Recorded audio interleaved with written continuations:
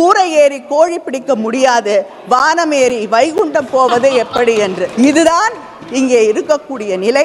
இதையெல்லாம் தாண்டி வெட்கப்படக்கூடிய ஒன்று, மகாத்மா காந்தி அவர்களுடைய பெயரை எடுத்திருக்கிறீர்கள். ராஜீவ் காந்தி இன்றிகா அப்படின்னு வச்சா சும்மா இருந்திருப்பாங்களா? அவங்க புதுசா ஒரு பேர் வச்சிருக்காங்க.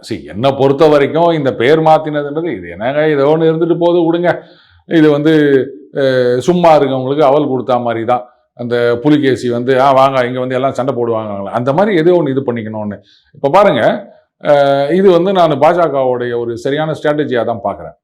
இதைத்தான் பேசினுக்கிறாங்களே தவிர அந்த பிரைவேட் செக்டாரை நியூக்ளியர்ல கொண்டு வருது, அந்த இன்சூரன்ஸ் 100% அதை பற்றிலாம் யாரும் பேசவே இல்லை. எல்லாம் இதைத்தான் பிடிச்சின்னுக்கிறாங்க. ரைட், இவங்களுக்கு இதை கொடுத்துரு, அதை பாட்டுக்கு பாஸ் பண்ணிட்டு ராஜ்யசபாலையும் கடகடன் கொண்டு போயிட்டு அந்த நியூக்ளியர்ல பிரைவேட் செக்டார் அதை பாஸ் பண்ணிட்டாங்க. இவங்கெல்லாம் என்ன பண்ணாங்க, வெளிநடப்பு பண்ணோம், அவ்வளவுதான். வேற என்ன பண்ணுவாங்க? அதை பத்தி இன்னைக்கு யாரும் பேசல. திருப்பி மன்ரேகா ஜிராம்ஜி, மன்ரேகா ஜிராம்ஜி இதைத்தான் பேசினுக்கிறாங்க. அவங்க இதான் சொல்லுவாங்கல்ல, நாங்கள் லெஃப்ட்ல இண்டிகேட்டர் போட்டு ரைட்ல கை காமிச்சிட்டு நேரா போயின்னு இருப்போம் அப்படின்னு. அந்த மாதிரி பாஜக நேரா போயின்னுக்கிறாங்க. அவர் சொல்லுவாரு, நீ என்ன பண்ணு, லெஃப்ட்ல இண்டிகேட்டர் போட்டு ரைட்ல போயிரு அப்படின்னு. அவங்கள துரத்திட்டு போவாங்க. பத்தியா ஏமாந்துட்டா அப்படின்னு. மனோபாலா சார், ஆமா. சோ அந்த படத்தை பார்த்திருப்பாங்கன்னு நினைக்கிறேன் இங்க இருக்கிற சில பேர். அப்படியுமா இப்படி ஏமாந்து போறாங்க. இதுக்கு நான் என்ன பண்ண முடியும்னு தெரியல.